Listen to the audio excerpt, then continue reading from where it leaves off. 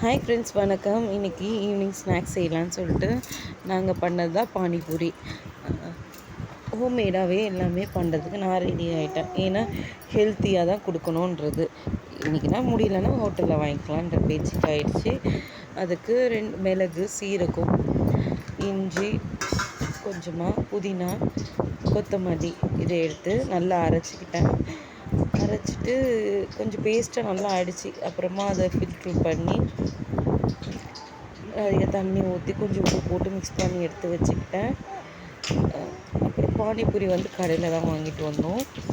25 ரூபாய்க்கு 100 கிராமும் 50 கிராமும் தருவாங்க. அது எவ்வளோன்னு தெரியல எனக்கு. அதை வாங்கி அரைச்சி அப்புறம் புதினாலாம் அரைச்சி ஊற்றி தண்ணி ரெடி பண்ணியாச்சு. அப்புறம் உருளைக்கிழங்கு இன்றைக்கி உருளைக்கிழங்கு கிரேவி செஞ்சோமா, அது கொஞ்சம் இருந்துச்சு. அந்த 2 உருளைக்கிழங்கு போட்டு வெங்காயத்தில் போட்டு மிக்ஸ் பண்ணி ரெடி பண்ணி எடுத்தாச்சு. நான் ஏற்கனவே 2-3 டைம் இந்த மாதிரி செஞ்சு கொடுத்துருக்கேன்.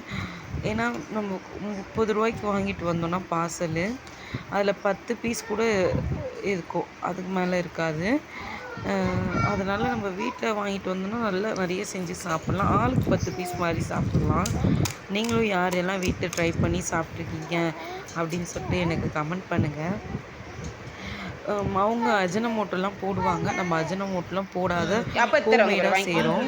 அதனால் டேஸ்ட் நல்லாவே இருந்துச்சு. இந்த மாதிரி நெக்ஸ்ட்டு ஸ்நாக்ஸ் ரெசிபி பார்க்கலாம் ஃப்ரெண்ட்ஸ். பாய். என்னோடய சேனல் பிடிச்சிருந்தா லைக் பண்ணுங்கள், ஷேர் பண்ணுங்கள், சப்ஸ்கிரைப் பண்ணுங்கள். இதை பார்த்துட்ருக்கோங்க நிறைய பேர் பானிபூரி லவர்ஸாக இருப்பீங்க. அப்படி உங்களுக்கு யாருன்னா பிடிச்சா எனக்கு பானிபூரி அப்படின்னு சொல்லி கமெண்ட் பண்ணுங்கள். பாய்.